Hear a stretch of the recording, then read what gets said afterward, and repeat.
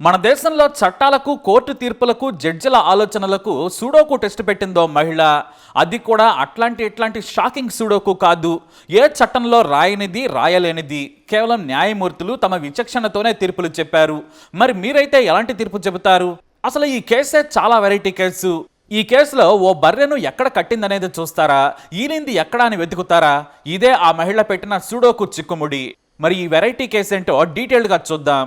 ఓ మహిళకు రాజు కురియన్ అనే వ్యక్తితో 1989లో పెళ్ళయింది. వీళ్ళుండేది అలప్పొలాలో. ఈ రాజుకు సదరు మహిళకు 1991లో కూతురు పుట్టింది. అయితే ఆ తర్వాత ఆ సదరు మహిళకు భర్త రాజుకు గొడవలు మొదలయ్యాయి. ఎందుకంటే తమ దూర బంధువైన ఇవాన్ రత్నం అనే వ్యక్తితో అక్రమ బంధం పెట్టుకుంది. భర్త జాబ్కు వెళ్ళగానే ఆ మహిళ తన ప్రియుడు రత్నంతో ఎంజాయ్ చేసేది. ఈ విషయం కాస్త భర్త రాజుకు తెలిసింది. ఆ రత్నంగాడిని గాని ఇంటికి రానిస్తే తాను ఊరుకోనన్నాడు. పెద్దల దగ్గర పంచాయతీ కూడా పెట్టాడు. ఆ పంచాయతీలో తాను పద్ధతిగా ఉంటానని చెప్పింది. కానీ పద్ధతిగా ఉండలేదు సరికదా. ఆమె ప్రియుడి దగ్గరికి వెళ్ళి ఎంజాయ్ చేసేది. సాయంత్రం వరకు ప్రియుడితో అతని ఇంట్లోనే ఉండేది. ఈ విషయంపై గొడవలు జరుగుతూనే ఉన్నాయి. అలా 10 ఏళ్ల తర్వాత అంటే 2001లో ఓ కొడుకు పుట్టాడు. అతనికి మెలాన్ జోసెఫ్ అని పేరు పెట్టాడు తండ్రి రాజు. అయితే ప్రియుడు రత్నన్ను విడిచి ఉండలేక ఇటు మొగుడుకు విడాకులు ఇవ్వలేక రహస్యంగా అక్రమందం కొనసాగించింది. అయితే ఓసారి తన భార్యను వెంబడించిన భర్త రాజు రెడ్ హ్యాండెడ్గా పట్టుకున్నాడు. ఆమె ప్రియుడు రత్నంతో ఏకాంతంగా గడుపుతున్న ఆమెను బయటకు పిలిచి కొట్టాడు. అంతే, ప్రియుడి సపోర్ట్తో భర్త మీద గొడవకు దిగింది. ఇంకేముంది, తనకు భార్య వద్దన్నాడు రాజు. ఇటు భార్య కూడా నువ్వు కూడా నాకేం అక్కర్లేదని చెప్పింది. ఆ తర్వాత 2003లో విడాకులకు అప్లై చేశారు. అయితే ఇద్దరు పిల్లలని కూడా తనతోటే ఉంచుకుంది ఆ మహిళ. ఇక తనకు పెళ్ళైనా కూడా చిన్నింటిని మెయింటైన్ చేస్తూ వచ్చాడు ఇవాన్ రత్నం. ఇటు మహిళ కూడా చిన్న జాబ్ చూసుకొని ప్రియుడితో ఎంజాయ్ చేసేది. 2006లో విడాకులు కూడా మంజూరయ్యాయి. అయితే తన కొడుకు కోసం బర్త్ సర్టిఫికేట్ కోసం మున్సిపల్ ఆఫీస్లో అప్లై చేసింది ఆ మహిళ.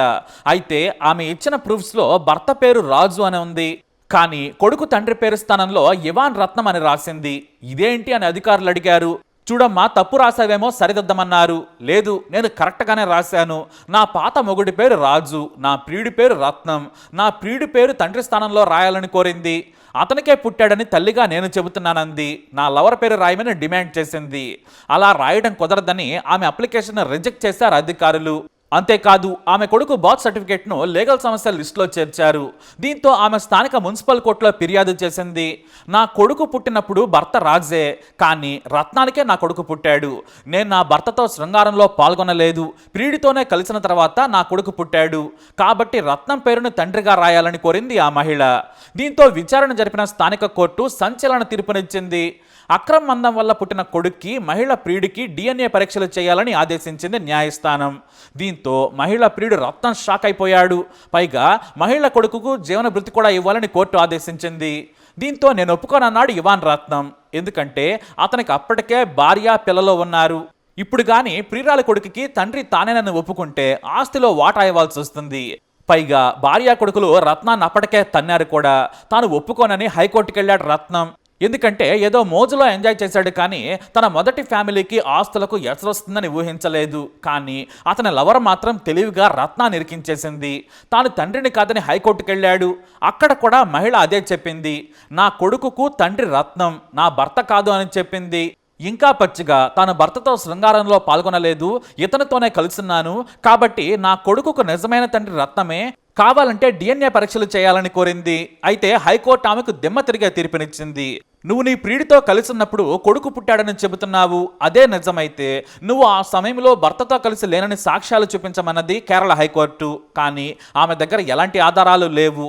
ఎందుకంటే భర్తతో కలిసి ఉంటూనే లవర్తో ఎంజాయ్ చేసింది. అంతేకాదు, చట్ట ప్రకారం విడాకులు పొందిన 280 రోజుల లోపు కలిసుంటే పుట్టిన సంతానానికి భర్తే తండ్రి అవుతాడని చెప్పింది న్యాయస్థానం. దీంతో ప్రియుడు రత్నం ఊపిరి పీల్చుకున్నాడు. ఎందుకంటే తనకే పుట్టినా కూడా భర్తతో కలిసినప్పుడు కొడుకు పుట్టాడు కాబట్టి ఆ కొడుకు తన అకౌంట్లో పడలేదని. కానీ ఆ మహిళ కొడుకు జోసెఫ్ కోర్టులో కేసేసి రత్నానికి షాక్ ఇచ్చాడు. నాకు నా తల్లి లవరే జీవన భృతి ఇవ్వాలని పిటిషన్ వేశాడు. ఎందుకంటే కింది కోర్టు భృతి ఇవ్వమన్నది కాబట్టి. ఏదో సరదాకెళ్ళి అందంగా ఉందని టచ్ చేస్తే తన కొంపకే ఎర్తి పెట్టిందని రత్నం వాపోయాడు. ఇప్పుడు ఆమె కొడుకు కూడా కేసు వేసి భృతి ఇవ్వమంటున్నాడు. హైకోర్టు ఈసారి రత్నానికి షాక్ ఇచ్చింది. ఆ కొడుకు లీగల్ తండ్రి ఎవరు, ఇల్లీగల్ తండ్రి ఎవరనేది ఆ తర్వాత విషయం. ముందు ఆ కొడుకుకు న్యాయం చేయాల్సిన బాధ్యత ఇల్లీగల్ తండ్రి అయిన జెనెటిక్ ఫాదర్ రత్నందే, కాబట్టి మృతి చెల్లించాల్సిందే అని చెప్పింది న్యాయస్థానం. నువ్వు చేసిన తప్పుకు బాధ్యత తీసుకోవాలని హైకోర్టు తీర్పునిచ్చింది. అయితే డిఎన్ఏ పరీక్షలను మాత్రం హైకోర్టు తోసిపుచ్చింది. జెనెటిక్ తండ్రి అనుమతి లేకుండా తాము పరీక్షలు చేయాలని ఆదేశించమని తేల్చింది. అంతిమంగా తాళి కట్టిన రాజే ఆ కొడుకు తండ్రి, రత్నం మాత్రం కాదు. కాకపోతే ఆ కొడుకు మృతి విషయంలో రత్నం చెల్లించాల్సిందే. ఆ కొడుకు హక్కులను తాము కాలరాయలేము, అడ్డుకోలేమని చెప్పింది హైకోర్టు. ఇక చేసేది లేక ఆ మహిళ ప్రియుడు సుప్రీంకోర్టుకు వెళ్ళాడు. తాను తండ్రిని కాదు, జోసెఫ్కు మృతి ఇవ్వలేనని న్యాయం చేయాలని కోరాడు రత్నం. ఈ కేసును చూసి సుప్రీంకోర్టే షాక్ అయింది. ఎందుకంటే మహిళ భర్త రాజు, కానీ కొడుకు పుట్టింది ప్రియుడికి. మరి ఆ కొడుకు ఎవరికి చెందుతాడు అనే దానిపై చట్టాలను మొత్తం తవ్వితీశారు. UK, US, Indonesia, Sri Lanka, France, Germany సహా ఇతర దేశాల్లోని చట్టాలను సుప్రీంకోర్టు లాయర్లు తిరగేశారు. అన్నింటినీ అర్థం చేసుకున్న తర్వాత సంచలన తీర్పునిచ్చారు. అంతేకాదు, ఈ తరహా కేసులు దేశంలో ఎక్కడ వచ్చినా కూడా ఇదే తీర్పు ప్రామాణికం కానుంది. అందుకు సెక్షన్ 112ను ప్రస్తావించింది supreme court. Both during marriage conclusive proof legitimacy ఆధారంగా తీర్పునిచ్చింది. పితృత్వం, న్యాయం విషయంలో చాలా క్లియర్గా తీర్పు చెప్పింది. పెళ్ళై భార్యాభర్తలు లీగల్గా కలిసి ఉంటున్నప్పుడు పుట్టిన బిడ్డకు తండ్రే భర్త అవుతాడు.